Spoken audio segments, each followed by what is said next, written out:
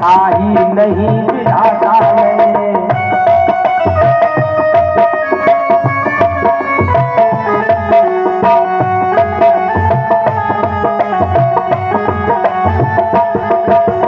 आज महाराज बोले तजहूं आस, प्रसंग बहुत अच्छा है, समया तजहूं आस निज निज कह जाओ, लिखा न विधि वैदेही। सही बताओ, पिता के लिए सबसे बड़ा दुख का विषय वो होता है बेटी जब विवाह के योग्य हो तो कोई वर न मिले, बड़ा कष्ट होता है।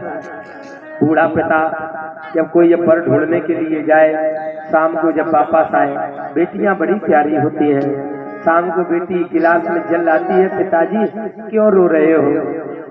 शायद हमारा भाग्य बड़ा खराब है, हमारे लिए शायद विधाता ने कोई वर नहीं बनाया है। मैं आपको क्या भारी लग रही हूँ? अगर आपके ऊपर मैं बोझ लग रही हूँ ना तो पिताजी आप मुझे बताओ ना। जब बूढ़ा पिता रोता है प्यारे, याद रखना एक केवल बेटी ही मात्र आंसू पहुंचती है, कभी बेटा नहीं पहुंचता है। इसलिए बड़े भाग्यशाली है वो लोग जिन्हें बेटियां होती, बड़े अभागी है वो लोग जिन्हें कोई बेटी नहीं होती। बूढ़ा पिता रो रहा हो, बेटी उस दर्द को समझ लेती है और कहती है पिताजी बाबूजी रोना नहीं, अभी मैं हूं ना। प्यारे सच बताना, उस दृश्य को याद करना। बिटिया जब घर में हो और कोई आने को हो तो बेटे को कोई चिंता नहीं रहती है, लेकिन बेटियों को घर की साफ सफाई वगैरह सब करती है। कोई आएगा, जिस घर में बेटी होती है उस घर की साफ सफाई बड़ी अच्छे से होती है। और प्यारे वही बेटी की जब विदा जब होती है तुम्हारा, जब मां रोती है ना, बूढ़ा पिता कभी अपनी बेटी की विदाई नहीं देख सकता है। कोई कहे ना बेटी विदा हो रही, चलो ना, बहाने बना देता है, मैं हूं नहीं जाऊं, कैसे देखूंगा, मेरे जिगर का टुकड़ा जा रहा है। आज महाराज मैया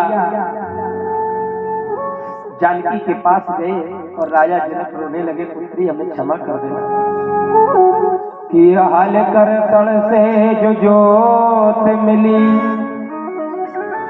घट लो की लाड़ को बढ़ा न सकी, जिस वीर की खोज में किया था प्रण, ए पुत्री उसे हम मिला न सके। ए पुत्री सीता क्षमा करो, हम पीले हाथ करा न सके, दुल्हन का साजे सजाया सभी, पर द्वार पे डोली मंगा न सके। आज महाराज बड़ा कष्ट है।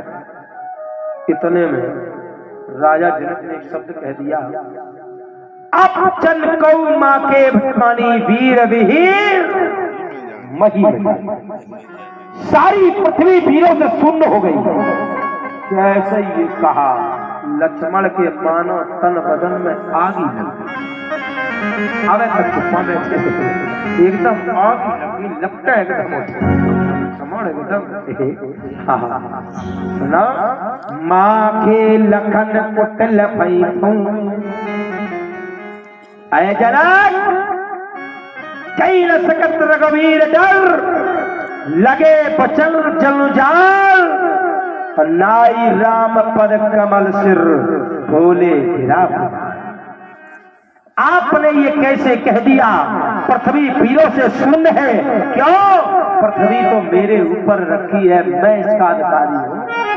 वीर है कि नहीं? तुम फालतू ठेकेदार बने घूम रहे, हमको पता है वीर है कि नहीं। खोपड़िया हमारे सर पर धरेगी तुम्हारे खोपड़िया। तो जनक जी जैसी लक्ष्मण उठे, जनक जी को लगी चलो अब आस है, टूटे हैं।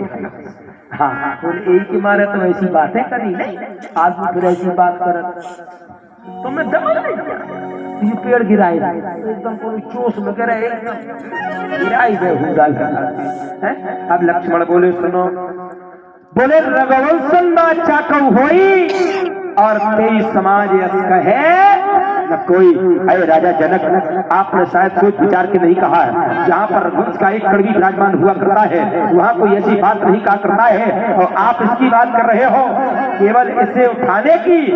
बोले सुनो, जाओ, अगर मैं जाऊं तुम्हारे अनुशासन पाओ कंधों के ब्रह्मांड उठाऊं। अगर मैं भैया राम जी का अनुशासन पा जाऊं सारी पृथ्वी को ज्ञान के तरीके से उठा लूंगा। विश्वामित्र बोले देखाऊंगा, ज्ञान के लिए उठाए बात कर रहा हूँ, कौन लड़को आता। राम जी बोले ना मौसम बना रहा हूँ, अक्सर तो हमें के लिए मौसम बना रहा हूँ। जाओ तुम्हारे अनुशासन पाओ कंधों के ब्रह्मांड उठाओ, काचे चारों खोरी कच्चे घड़े के समान फोड़ सकता हो। विश्वामित्र बोले अब रोक ली, अब कच्चे घड़े तरीके से बता रहे फोड़ दी पूरी। राजा बोले कहा जब पृथ्वी फोड़ दी है तो हम तुम कहाँ जाइए, गलत है वही ठीक है तो पूरा फाली की बात चल रही है। अब महाराज राजा बड़ी टेंशन है जितने आए हुए। अब महाराज जब राजा टेंशन में, विश्वामित्र ने कहा राम राघव रोको, मौसम बनना है एक्शन के लिए आई एम रेडी। प्रसंग बहुत अच्छा है, थोड़े में समझ रहे हैं, सवेरे हो गया। तो महाराज अब लक्ष्मण जी ने एक बहुत सुंदर बात कह दी। बोले क्या, तोरऊ छत्र के दंड जिमा तव प्रताप बलनाथ, जो न करो प्रभु पत सपद कर्ण धरो धन। मैं अपने भैया राम के चरणों की सौगंध खा के कहता हूँ आज अगर मैंने धनुष को ना तोड़ा तो मैं जीवन में कभी हाथ में धनुष और बाण नहीं रखूंगा। तो ही राम जी खड़े हो गए। विश्वामित्र बोले ना मौसम बना दो। बोले आवे अक्सर को नंबर। हाँ बोले क्यों, लक्ष्मण ने अपने जीवन में कभी भी राम के चरणों की सौगंध झूठ नहीं खाई। लक्ष्मण ने कहा सुनो जनक, मैं भैया के चरणों की सौगंध खाता हूँ, आज अगर मैंने धनुष को ना तोड़ा तो जीवन में कभी हाथों में धनुष और बाण नहीं।